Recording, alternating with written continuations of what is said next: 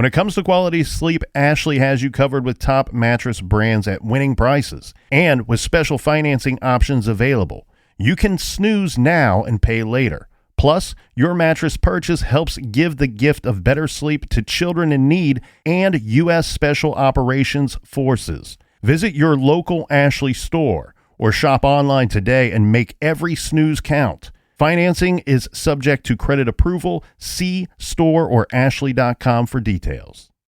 Rosetta Stone is the language learning program with a lasting impact. I've been using their app to learn French, and it's not just about memorizing words, but actually having real conversations. And it's not just French. They offer 25 languages.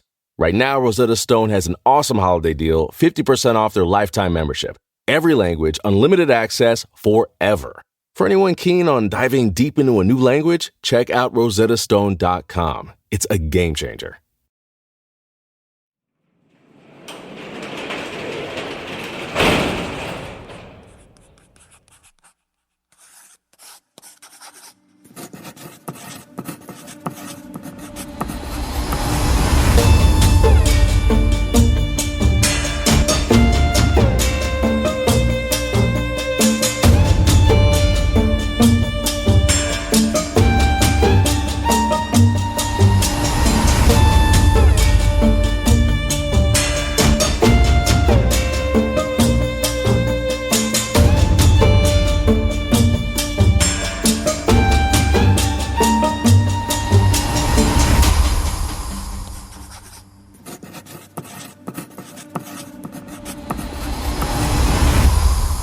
As true crime enthusiasts know, often serial offenders carry a moniker or nickname.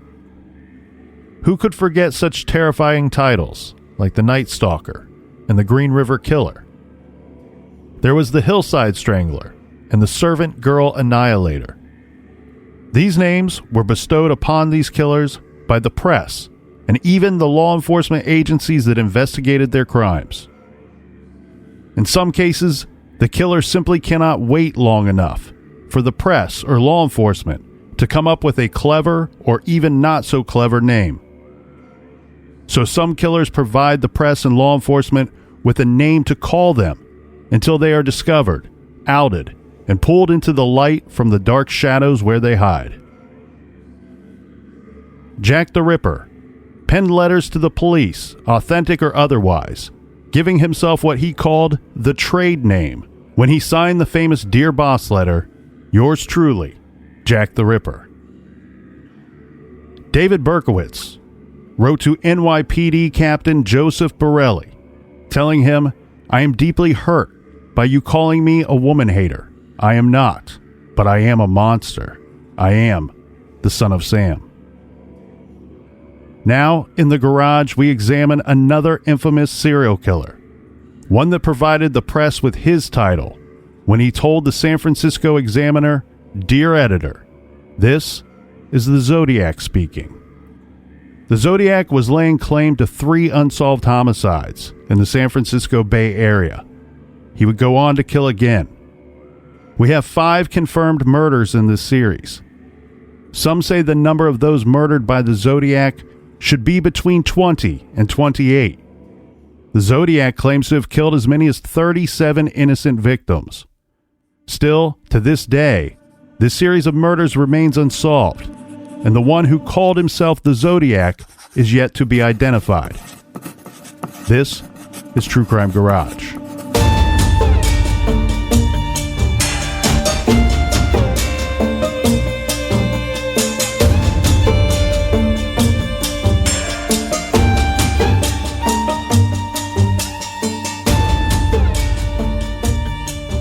We're going to start off on a Friday in Vallejo, California. Vallejo is a waterfront city located in the San Francisco Bay Area of the state of California. This is where the Zodiac will find his first 2 victims, or 2 of his earliest victims, because as we will later see, there is much debate on when and where the Zodiac started killing. On the night of Friday, December 20th, 1968, 16-year-old Betty Lou Jensen and 17-year-old David Arthur Faraday were out together on what most have reported to be their first date. Some reports state that the two dated briefly before the following incident. Both were very good students. In fact, later it was said that the two really had very little time for teenage romance, as both were quite focused on their schooling and extracurricular activities. David Faraday was a top student and a member of the varsity wrestling team at Vallejo High School. He was an Eagle Scout as well and the recipient of the God and Country Award. Betty Lou Jensen was a top student at Hogan High School. The attack on the two teens on this Friday, December 20th, would leave both shot to death. The early reports state that the two went to a high school Christmas concert at Betty Lou Jensen's high school, just several blocks away from Betty Lou's home. They were going to attend a party after, and at some point the two went for a drive and were met with gunfire. Later reports would indicate that maybe the two teens misled their parents. David Faraday borrowed his mother's 1961 Rambler station wagon and drove to Betty Lou Jensen's house, where he picked her up. The two left there about 8:30 p.m. Instead of going to the concert, the two went to a friend's house, where they hung out for about a half an hour. From there, they went to Mr. Ed's restaurant and drive-in, where they ordered a Coke and sat and chatted for a while. After the stop at Mr. Ed's restaurant and drive-in, the teens went for a drive, and they ended up at Lake Herman Road, which is an isolated country road known as a lover's lane. They parked in the lover's lane area just off of the winding dirt road. For reference, this is about 10 miles away from Betty Lou Jensen's house and school. The slain couple were found just before 11:30 p.m. that night by a passing motorist. This is Mrs. Manuel Borges, who was en route to the nearby town of Benicia, California. Benicia is considerably smaller than the city of Vallejo, and Lake Herman is basically between the two. Benicia is east of Vallejo. The vehicle was just outside the fence to the Lake Herman pumping station. Mrs. Manuel Borges lived off of Lake Herman Road, and as she is driving, she couldn't help but notice the vehicle parked. She saw the passenger door open. David was lying on his back, blood around him, and his feet were toward the rear wheels of the vehicle. Some reports have Betty Lou's body found as close as 10 feet from the rear of the vehicle. Others say as many as 30 feet away. Either way, it was obvious to the detectives that Betty Lou was in the process of running away from the scene when she was gunned down. There's an interview with the lead detective, and in it he says Betty Lou was 28 feet from the back of the car, so that's got to be right. Reports state that the girl had been shot 5 times in the upper right side of her back from a range of no more than 10 feet. Mrs. Borges was, of course, horrified at this discovery. She jumped back in her car and sped away. When she got to Benicia, she flagged down a police car. She told them what she had found, and the 2 Benicia officers raced to the scene. When they arrived, they found David Faraday still breathing. They called for police backup, detectives, and an ambulance. Betty Lou was dead at the scene. Faraday was rushed to the nearest hospital.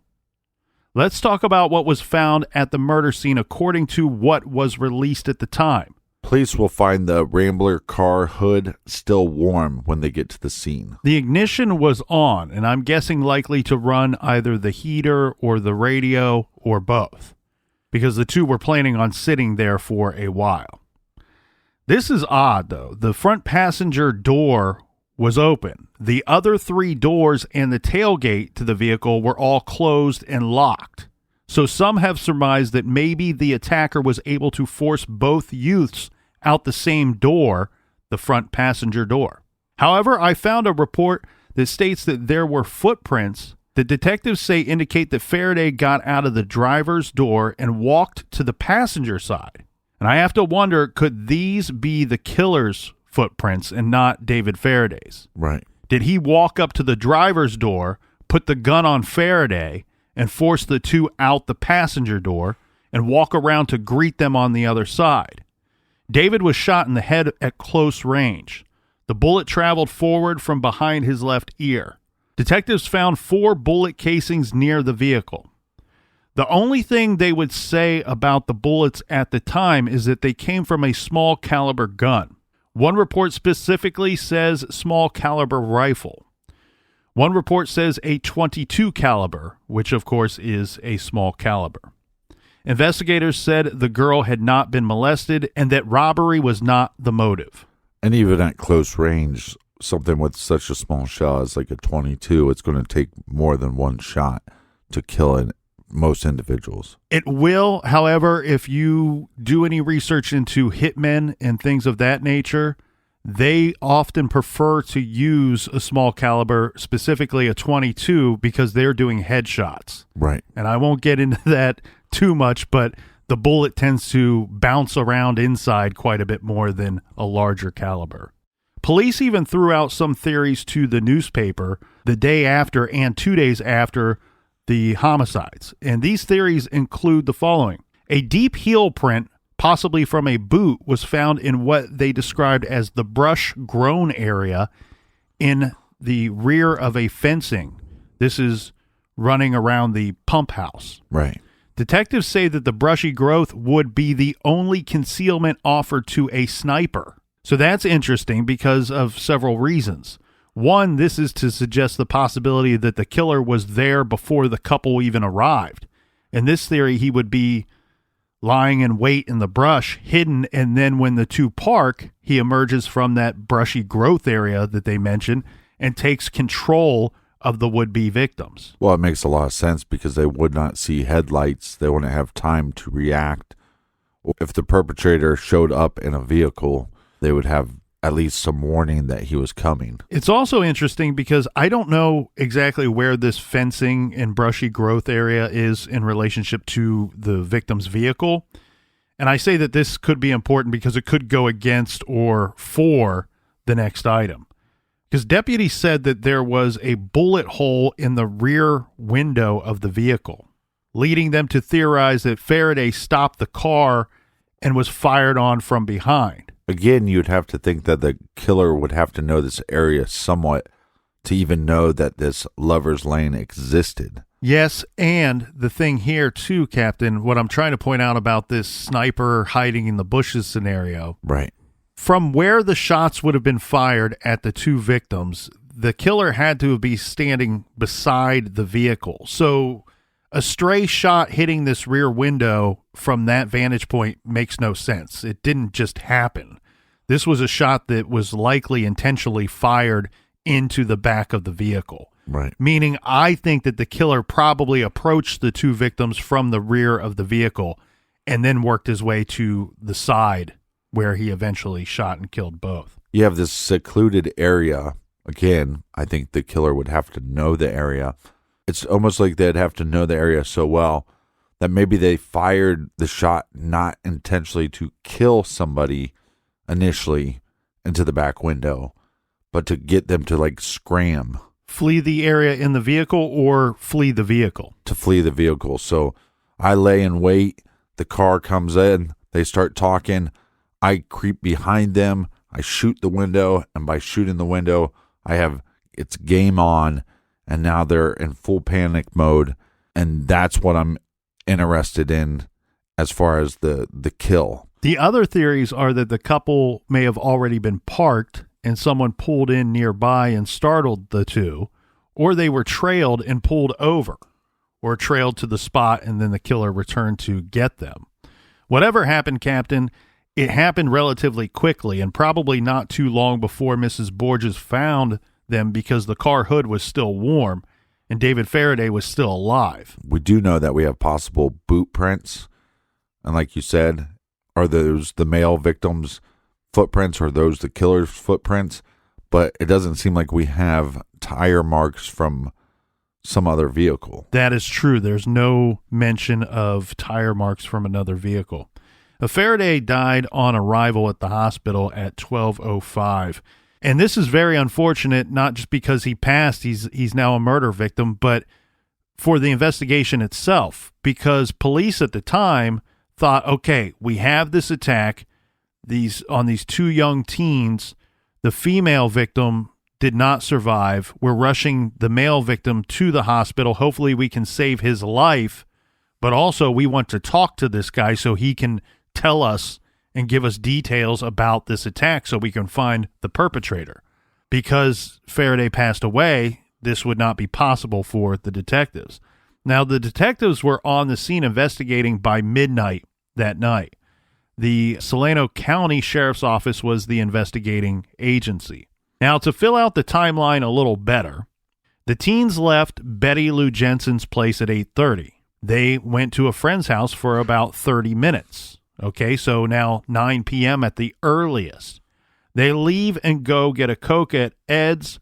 From there, they go driving, again about a 10-mile distance out to where the vehicle would later be found. Several witnesses spotted the vehicle at the park location off of Herman Lake Road. This is at 10:15, 10:35, and again at 11 p.m. This is based off of witness statements that David Faraday must have turned the vehicle around at some point after it was initially parked at that spot, which, again, makes you wonder and question the shot to the rear of the vehicle. Another witness said that they stopped their vehicle on the side of the road that night. This would be near the murder scene. Right. These two witnesses were young, and they were on a date as well. They said that they stopped their vehicle to check something on the vehicle, and while stopped, they said that another vehicle slowed down, and the driver was just kind of looking at them. And then he went past. The vehicle then stopped and then backed up toward them. And this spooked the couple, so they got into their vehicle and drove off. They said that the vehicle then followed them for several minutes, but eventually they lost this car. Well, first of all, I mean, I think we disagree on a lot of things, but what we can probably agree on is this couple that possibly saw the killer that night. They didn't stop their car to check on a part. They're out at a lover's lane. They're probably out there to talk, flirt, a little necking, and then they see this creep come upon them, and he stares them down, and like you said, backs the vehicle up, starts to spook them. But I think that was the play. You know, stop the car, back it up, stop it again, act a little creepy to get them to start moving, and then you can follow them to see where they went. Yes, this is under the idea that maybe the Zodiac was just out there driving around, trolling, looking for potential victims. Now, they state that the vehicle, the suspicious vehicle, they described it as a blue Plymouth Valiant, and they said that this incident took place around 9:30 p.m. Another witness said that they saw a white four-door Chevy Impala parked near David Faraday's car. Now, Right. Keep in mind, Faraday is driving his mother's Rambler. It's a station wagon, so Faraday's car will be a little more noticeable than the other standard two-door sedans or four-door standards of sedans out there driving around. Do you know if it was a Woody? I've looked up the vehicle. I can't recall. No Woody on Lover's Lane. There are pictures of Faraday's vehicle online. It was later reported that 10 shell casings were found. So let's examine this number a bit. I guess that number is fairly easy to get to when you really think about it, because Betty Lou is stated to have been shot 5 times. David is shot at least once. So now we're at 6 casings. Right. And there was that shot that hit the back of the vehicle, so now we're at 7. Later, the Zodiac himself would say 10 shots were fired at the scene. John Douglas said that not only were bullet casings found near the vehicle, but also on the floorboards of the vehicle. Mm-hmm. So if this is correct, then this would indicate to me that the gun was fired inside the car at some point, or at least close enough to an open door or window that the casings fell inside the vehicle. We did have some early suspects in this case that were looked at. One, there was a teen boy that was said to have had a thing for Betty Lou. And I don't know if the two had any type of relationship or if they ever dated, but it seems that this teen went so far as to threaten David Faraday at some point. This teen was looked at and cleared. The other suspect would be an unknown individual. The Jensen family thought that maybe there was either a peeping Tom or someone spying on the family or Betty Lou in particular around the time of her murder. Right. 7 months later, the timeline of the next event in our murder series timeline again will start on a Friday and again will take place in and around Vallejo, California. This time it's Friday, July 4th, Independence Day, 1969. 22-year-old Darlene Elizabeth Farron was a popular and sociable young woman. She was well educated, a mother of one child, a daughter named Dina. Darlene was married to her second husband, Dean, and the three lived on Monterey Street. Both Dean and Darlene had a lot of friends. Now, Captain, out of all of the Zodiac victims, well, at least the confirmed 5 murders and 2 attempted murders, I would put Darlene at the top of the list when it comes to the highest probability that the killer and victim knew one another. This would be because of Darlene and Dean's sociable lifestyles and employment. They knew a lot of people. They had a lot of friends. Right. And they had a lot of people over to their house very often. So it could have been a friend of a friend. Hosting and attending parties, both small and large. Now, Darlene worked at a place called Terry's Restaurant. And one thing that is very curious, Darlene Farron told a coworker that she knew the 2 victims, David and Betty Lou Jensen, or at least knew of them. Well, that makes some sense because Darlene attended Hogan High School years earlier. This is the same high school as Betty Lou Jensen.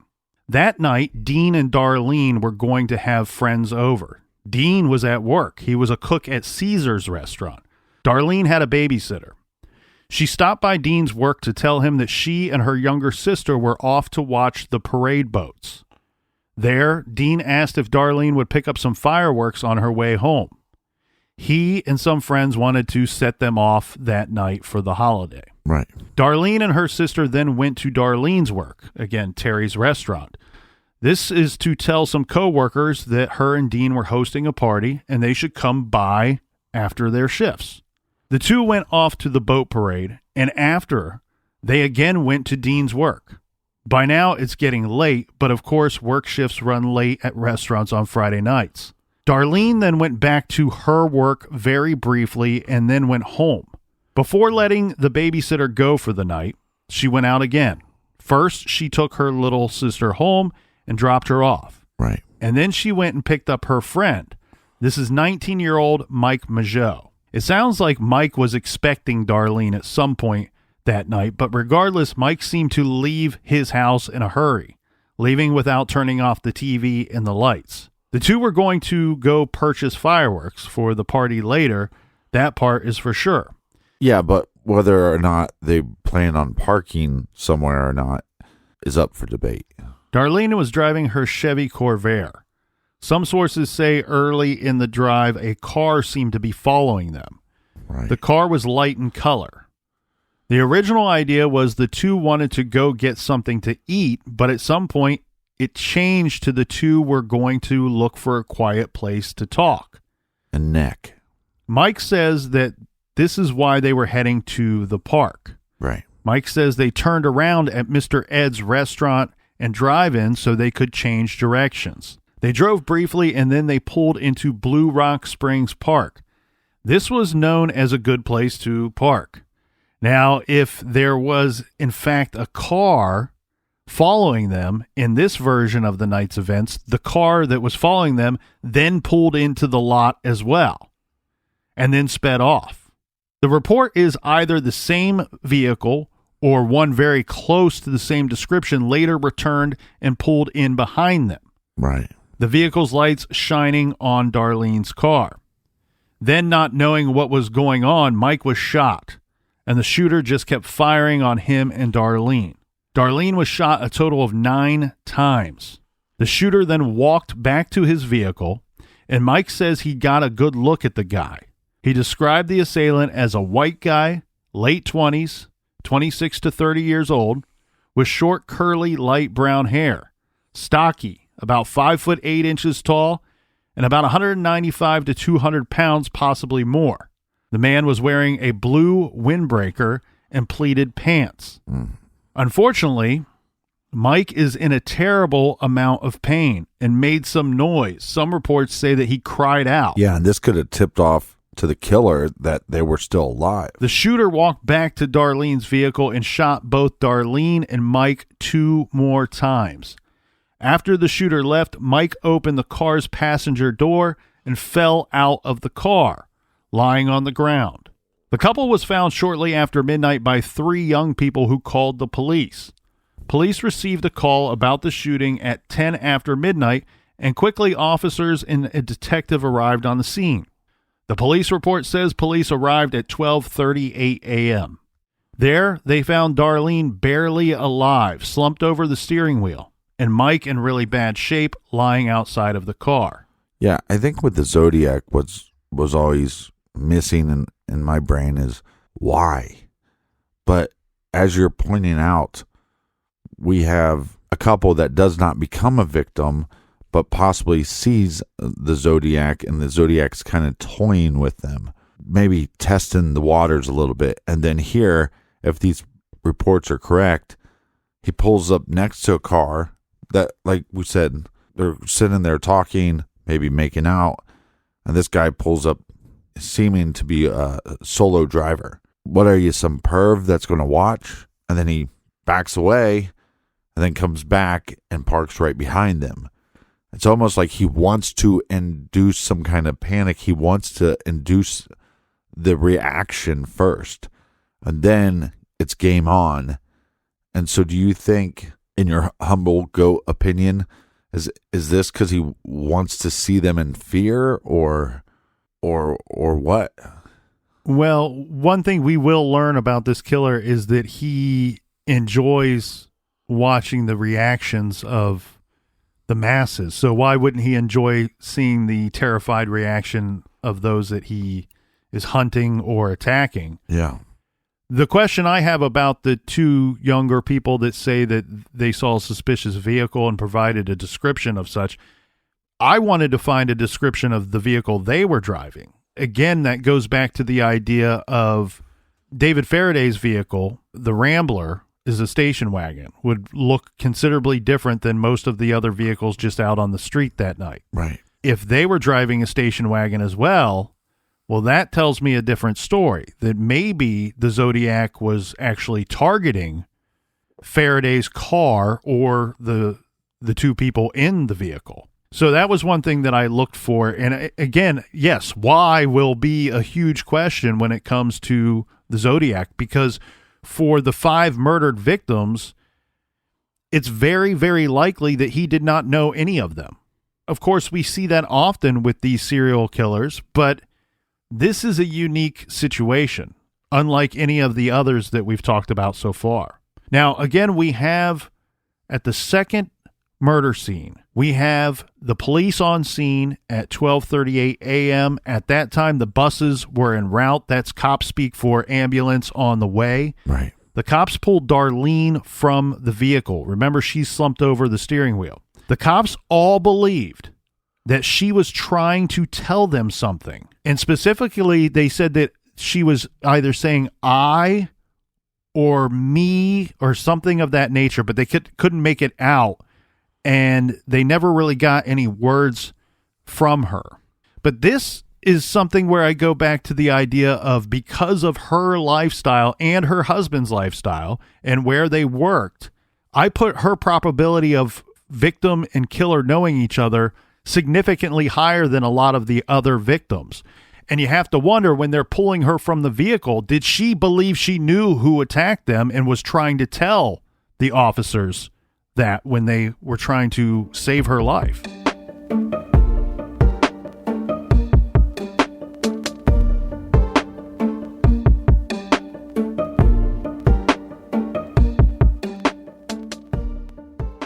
This show is sponsored by BetterHelp. Do you look forward to the holidays? Maybe you struggle with seasonal blues. This time of year can be a lot, and it's natural to feel some sadness or even anxiety about it. But adding something new and positive to your life can counteract some of those feelings. Therapy can be a bright spot, something to look forward to make you feel grounded, and to give you the tools to manage everything going on.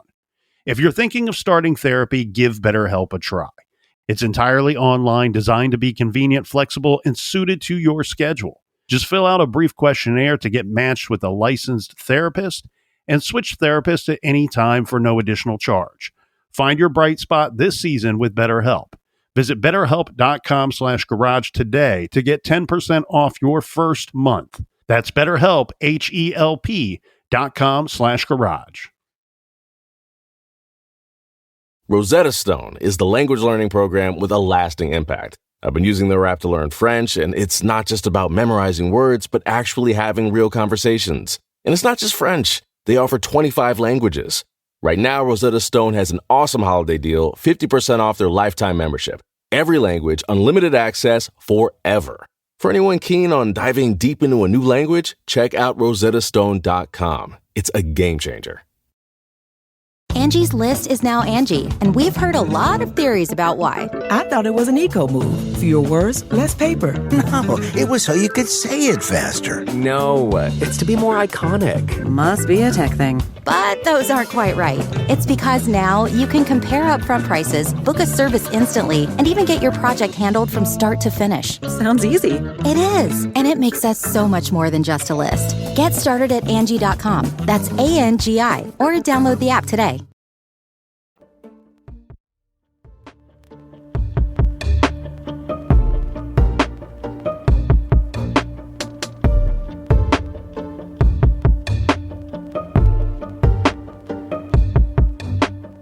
All right, we're back. Cheers, mates. Cheers to you, Colonel.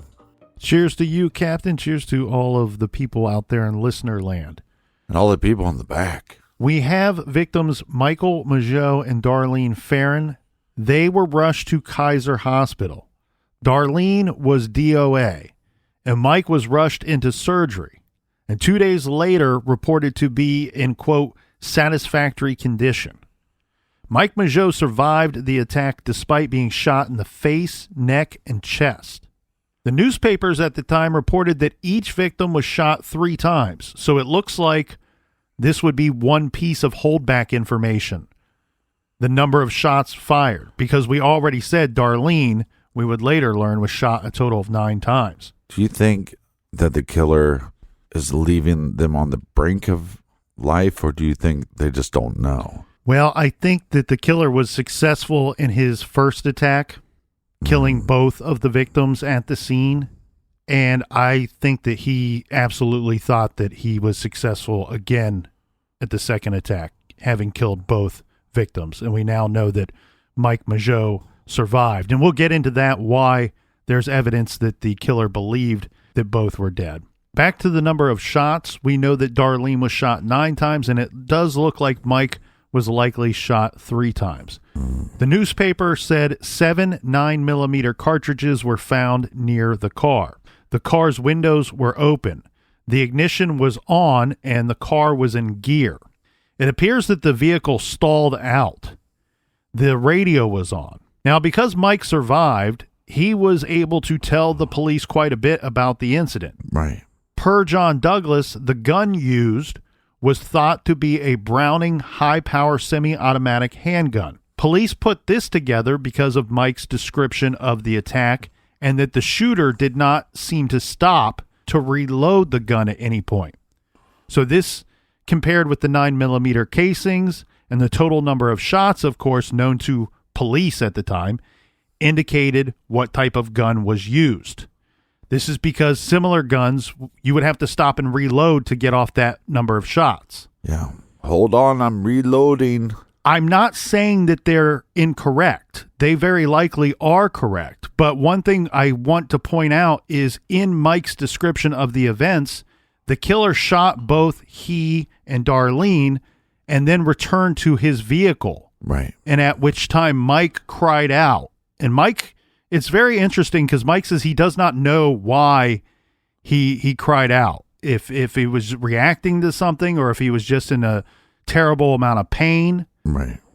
But then the killer returns, shoots Darlene twice, and then shoots Mike twice, almost to make sure, like, okay, I'm going to make sure both of them are dead, or if I didn't finish one or both of them off, I now have. I question if there was an opportunity when the killer went back to their vehicle, if in fact the killer went back to the vehicle for the purpose of reloading. Do cockroaches want to play? Keep in mind, Mike's been shot. He's in a good deal of pain. Right. There are some things, some details of that event that he could be misremembering. Well, it's possible he's also going in and out of consciousness. Well, and we also know that Mike Mageau would tell more than one version of the story to police when they were investigating this homicide. Yeah, but I also think some of that is that you're trying so hard to remember. And the more they question you, or more, look, you're probably not just getting questioned by police, you're being questioned by your friends also. Hey, what do you remember, man? And then how many people told him, man, if you could just remember something more, maybe we could catch the guy. That'd be very frustrating. The location of the murder scene is only about 2 miles away from the Lake Herman Road murders. So given the short time frame of just 7 months and 2 miles apart and the similarities to the crimes, it would not have taken long for the police to suspect that the two were connected. But they would not have to figure this out for themselves, because at 12:40 a.m., a man phoned the Vallejo Police Department to report and claim responsibility for the attack. The killer also took credit for the murders of Jensen and Faraday 6.5 months earlier. Here are the details of that call. Vallejo Police Dispatcher 26-year-old Nancy Slover took the call. Nancy Slover described the male caller's voice and tone as though he was mocking and taunting her for shock value. And if in fact he was, she said it worked. The caller spoke the following words in a monotone, rehearsed fashion. I want to report a double murder. If you will go 1 mile east on Columbus Parkway to the public park, you will find the kids in a brown car. Right. They were shot with a 9mm Luger. I also killed those kids last year. Goodbye. Yeah, now, a couple things. I mean, first of all, he calls them kids. So I'm not saying that we should assume, but you can start off by going, well, he's probably older than the victims. He's definitely older, in my opinion, and by this time, of course, he's read all of the details about his first crimes, Right. about the first 2 murders, and he knows whether he knew Faraday and Jensen before shooting them. He definitely knew who they were after he killed them, because their names and ages, where they went to school, their parents' names and addresses were all found in the local papers. For those of you who have seen the David Fincher film Zodiac, that is the creepy phone call at the 6-minute mark of the movie, Yeah. where the killer reports a double murder. That's, again, why I think he thought he finished them both off. His words, before anything gets on the news or anything gets in the paper, for him to learn that someone survived, he's calling and not reporting a murder, or an attack. He's reporting specifically a double murder. Right. But back to the movie, The Zodiac. If anybody has not seen the movie Zodiac, it's one of the best true crime dramas. It's incredibly good, and it was considered to be a box office failure, which does not make a whole lot of sense to me. I love the movie. I've seen it half a dozen times. Anyway, this phone call from the Zodiac, we need to point out this call was not recorded. Repeat, not a recorded call. It's been widely reported that the call was recorded, but Listen to the goat. it was not, and we know this simply because the police dispatcher says they did not have the equipment at their disposal to record incoming calls at that time. So Right. It's not that they didn't record, they failed to record just this call. They just didn't record any of them because they didn't have the capability. So that is very important for several reasons. The first being that Nancy, the dispatcher, would have to recall the caller's message after the caller hung up. So it's not verbatim, which I believe to be important. As some have pointed out, the directions provided by the Zodiac were actually incorrect. This would likely mean that the Zodiac did not know the area well. Right. However, you have to keep in mind that the caller would not want to give directions from the payphone where he's calling from. Duh. He's going to give them directions from the police department to get the police to where the kids are located.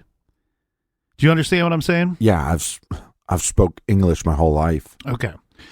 Two things that I believe are fully correct with Nancy's report of what the caller said are double murder, meaning Zodiac intended to and had every reason to believe that he successfully carried out his mission of killing both victims. And I say that I believe that she's recalling this correctly because she says that she was shocked by his tone, number one, but she's going to be shocked by his words as well.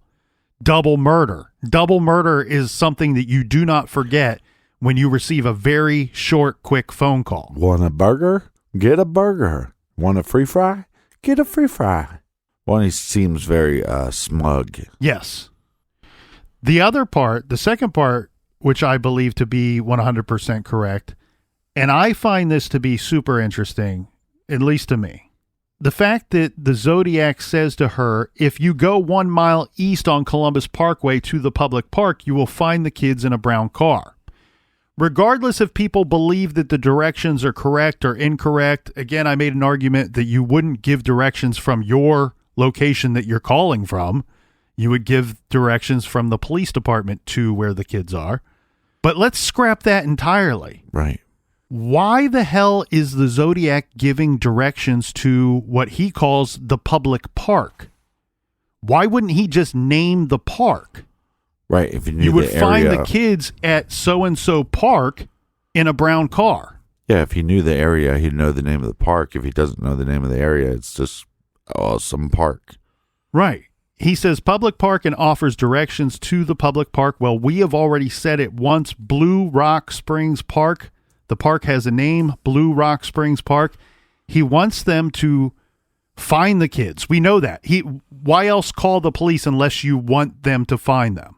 So he wants them to find the kids, and he wants it to be known that he did both of these shootings, the double homicide the year before at Christmas and this one on this night. Right. So if he knew the name of the park, why wouldn't he just say the name of the park to make sure that the police got to the right place? And again, if you say the name of the park, you don't need to give any directions at all. The call should have been, I want to report a double murder. You will find the kids in a brown car at Blue Rock Springs Park. They were shot with a 9mm Luger. I also killed those kids last year. Goodbye. Goodbye. Also, the location of the phone call is strange. Police traced the call to a phone booth at a gas station at Springs Road in Tuolumne. This is located about 0.3 of a mile from Darlene Farron's home and only a few blocks from the Vallejo Police Department. I don't think this location is weird because of the distance to the victim's home or the police station. Right. It's weird because of the distance from Blue Rock Springs Park, the public park where he shot them. And it seems he may not have known the name of the park. So based off of eyewitnesses and ear witnesses, for that fact, the latest that Darlene and Mike could have been shot would have been maybe 12:10 a.m. Most believe that it was more likely between 12:02 and 12:04 a.m. Why is this important? Well, we know that the call from the killer came in at 12:40 a.m.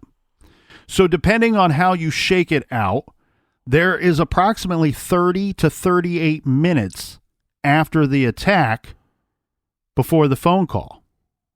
The fastest routes from the murder scene to the phone booth is 7.5 minutes, 9 minutes, and 11 minutes. Right. 3 different routes, the 3 fastest routes. So what took him so long to get from murder scene to the phone booth where he called it in? So you're saying there's about 20 to 30 minutes of missing time, but that doesn't mean he necessarily was traveling.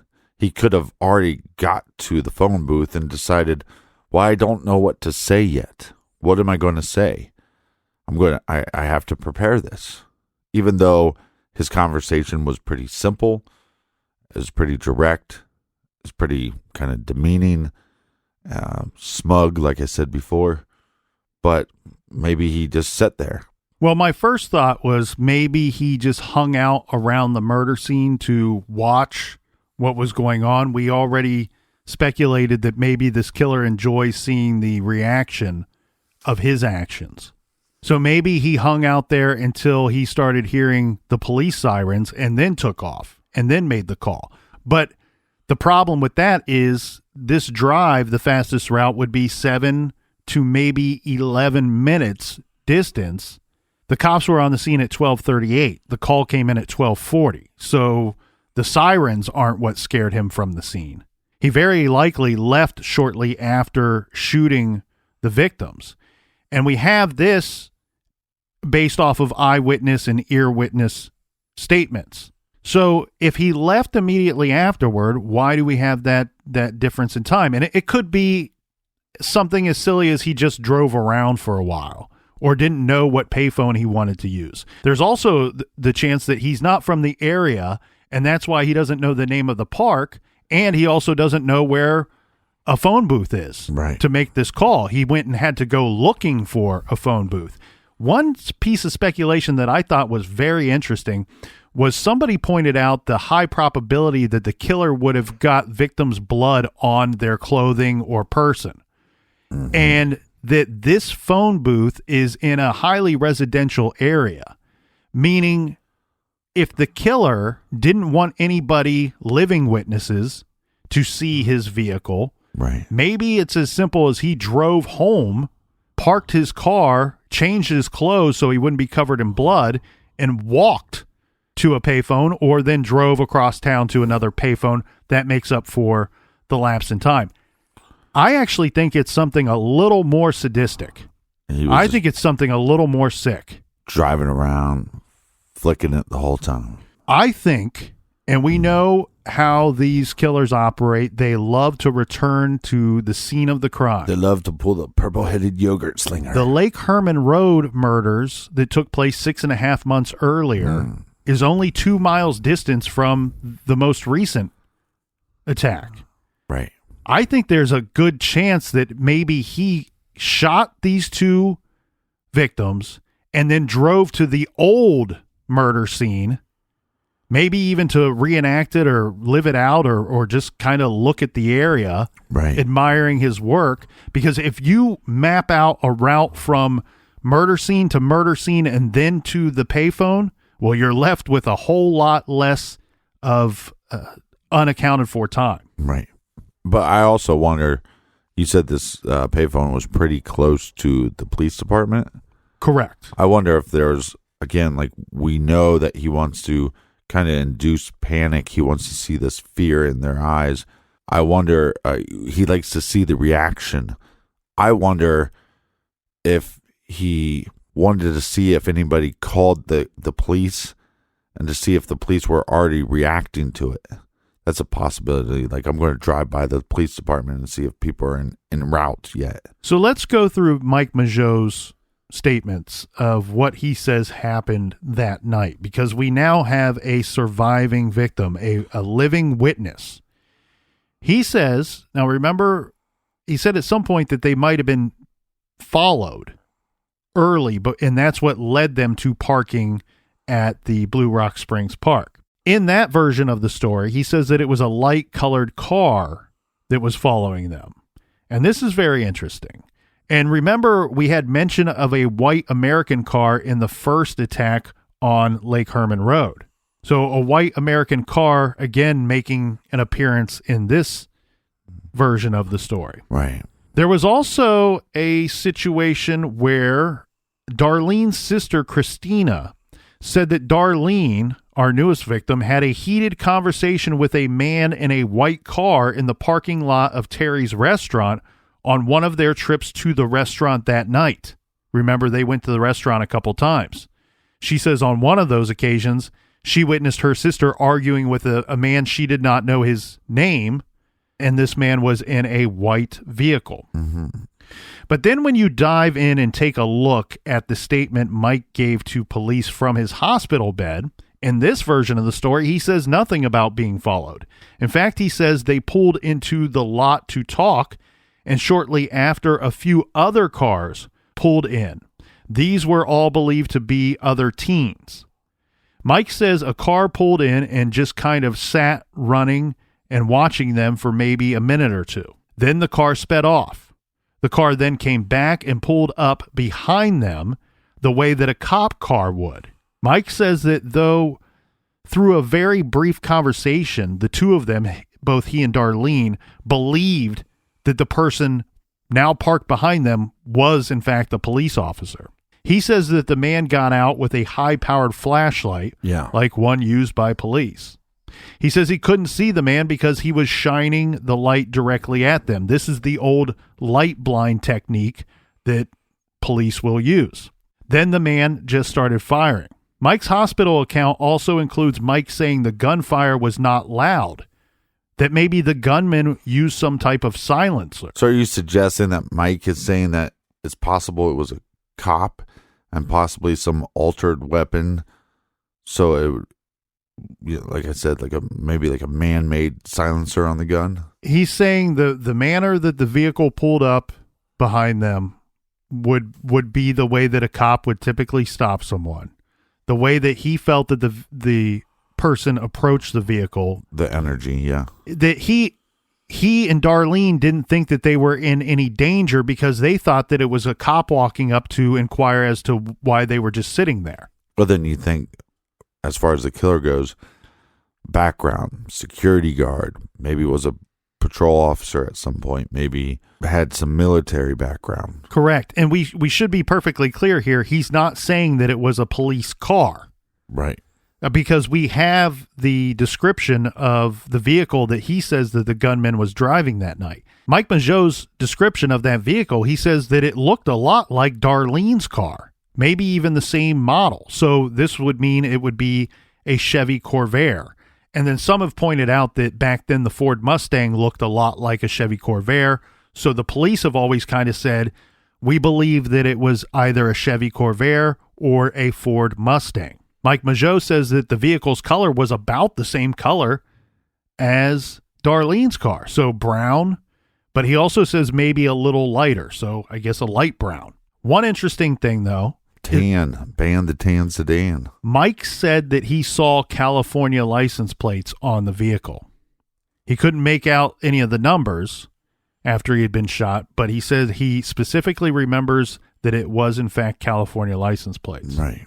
This second version of his story is probably more correct, and I say that for several reasons, but one, mainly because this version of the story is backed up by Darlene's sister. Well, hold on a second. You're not saying, because we have multiple people giving... We very likely just have Mike Mageau giving different versions of the No, but what events. I'm saying, this is not the only person to give the police information so far. Correct. But we're not saying that any of these victims in any way do we think they're lying to the police.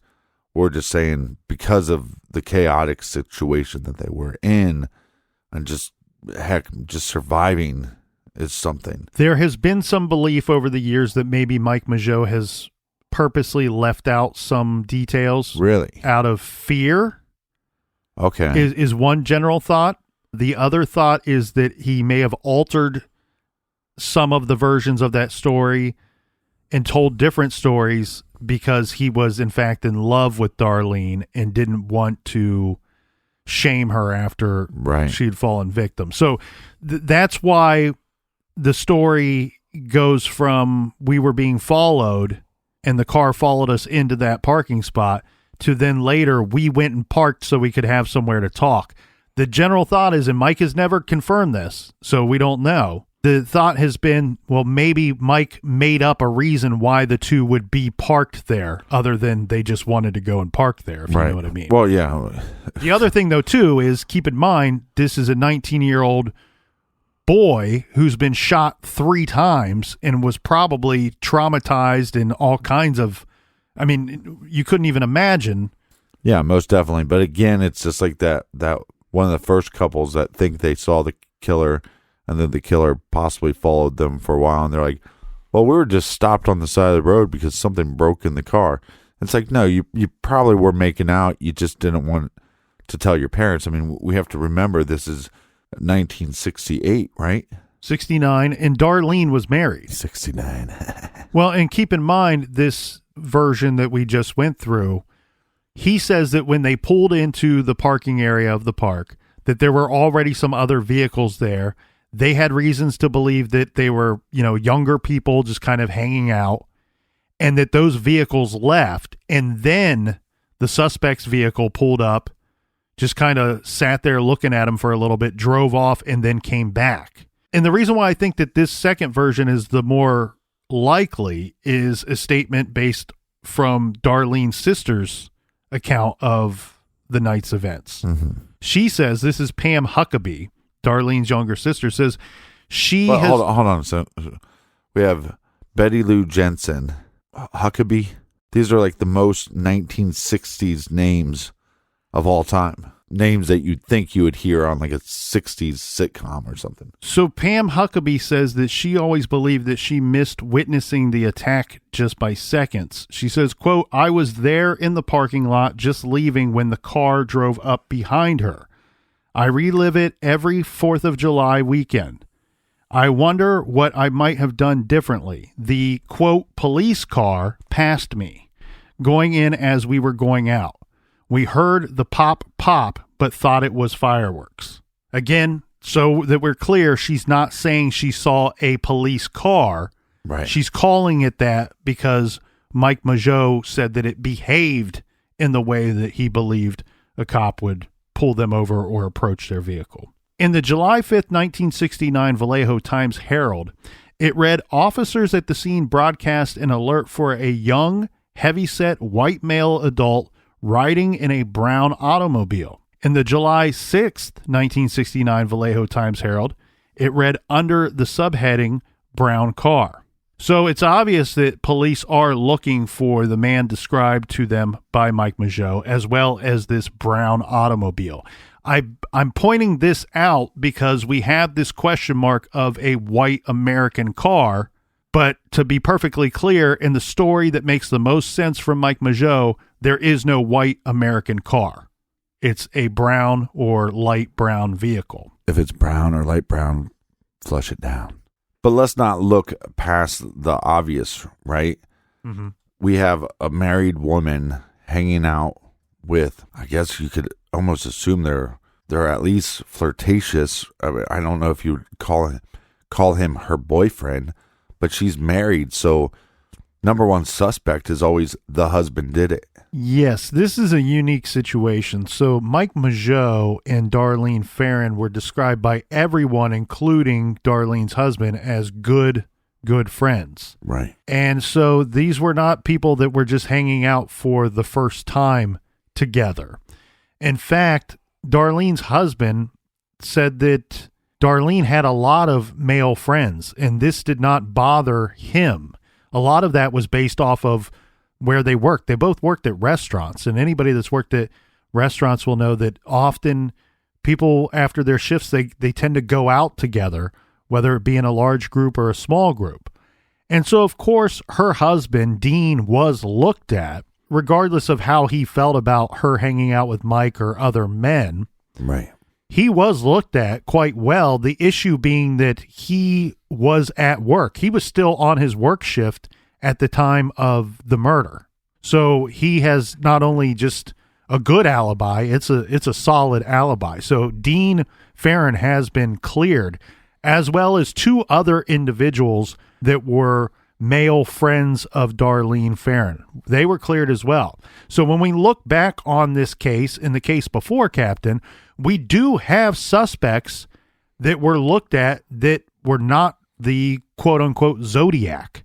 Right. That knew the victims and were, in fact, cleared by the local authorities in those investigations. But you have to think, for law enforcement, once you roll out those stereotypical suspects or suspects that you think are connected directly to the victims, now you have to step back and look at the whole picture and go, well, maybe we have a serial killer on our hands. Do you think there's any possible way that this killer is using like a rental system or maybe even borrowing the cars from different individuals? I think the borrowing of vehicles is quite possible, especially given the profile put forward by some people over the years. One profile states that they would believe that the Zodiac may have lived with a parent or parents for a considerable amount of their adult life. And we know from other serial cases that we have covered, and I'm referencing the one that comes immediately to mind is the Atlanta child killer case, where they were getting different descriptions of vehicles from connected victims, because sometimes he was driving his car, other times he was driving his parents' vehicle. And we've seen that in other cases as well, where they will borrow someone's vehicle because they know they're going to go out and commit the murders with it or flee the scene with it. And if they're seen, they don't want to be seen in the vehicle that could be traced back to them. Right. So what do we know about this killer? We both said that we think he likes to see the reaction of the victims before he shoots them. We know that he possibly has means to have or access to multiple vehicles. We know he likes to toy with other individuals, and for him to follow around multiple eyewitnesses, there's probably other eyewitnesses that just never came forward because they didn't think much of it. He's trying to put himself in the right place at the right time so he can have an opportunity. The things that I would add to my thoughts about our killer is, even though these two attacks took place relatively close to one another, a 2-mile distance from each other, I don't necessarily think that the killer has to be local. Again, I question, why wouldn't he just say the name of the park rather than provide directions? The other thing that I suspect is going on here too is that the need to have a female victim. Yeah. Because in both situations, we see similar MO. Now, of course, we have to piece some of this together ourselves because nobody survived the first attack to tell us what went down. But we can base off of the evidence and off of the statements from the second attack. It appears that what he was looking to do is to immediately stop the threat of the male fighting back. Right. And then we see overkill on the female, where the female is shot more times than the male. And so I think there is a need for him to have a female present to kill a female. And well, that I would think be that some kind of sexual gratification. Well, and I think that that's the purpose of him pulling up, stopping, and looking at the people, and then deciding if he's going to attack or not. But maybe he needs the male victim just as much as he needs the female victim, because it's almost like he's like, I think deep down in my soul or whatever, I'm not good enough for you, but I'm going to be better than this individual at this moment by killing them. And then, but you're going to pay because you didn't choose me. I've heard some people say, well, he was probably making sure that the victims were young, that he was looking for a certain age group. And I think that is the silliest statement I've ever heard, because one would not think to find a bunch of old people parked in these lovers' lanes. Right. Right. Yes, he is looking for young victims. That's why he's choosing to attack in this manner. He expects to find younger people parked there together. I think it's sometimes you just have a couple guys hanging out drinking, or you have just teenagers that have nowhere to go that park a car somewhere. I think it's important to him that there be a female victim, and as you pointed out, likely a male victim as well. What we do know for sure, Captain, is that this killer wants everyone to know he is responsible for both of these attacks. He wants them to know that these attacks are connected, and he is, in fact, a serial killer. He's a killer that's brutal, methodical, and he's thinking out these crimes. He's also thinking out the communications that he chooses to pass on to police. And we will also learn that this guy will not stop, and therefore we will have more crime scenes and victims to analyze.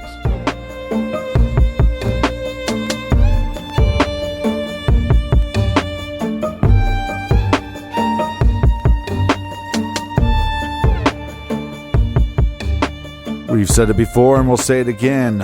All of True Crime Garage episodes are available everywhere. Apple Podcasts, Stitcher, Spotify, and check out our bonus show called Off the Record. That's on Stitcher Premium. Thanks for listening. Thanks for telling a friend. Make sure you join us back here in the garage tomorrow. Until then, be good, be kind, and don't litter.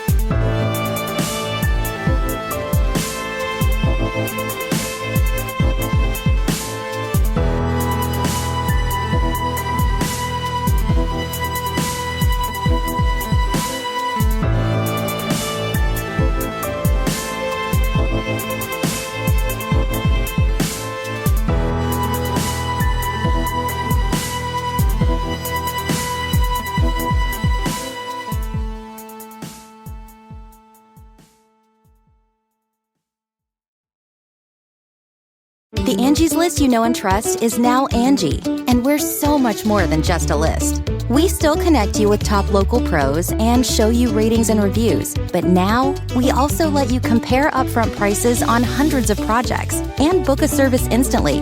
We can even handle the rest of your project from start to finish. So remember, Angie's List is now Angie, and we're here to get your job done right. Get started at Angie.com. That's ANGI, or download the app today.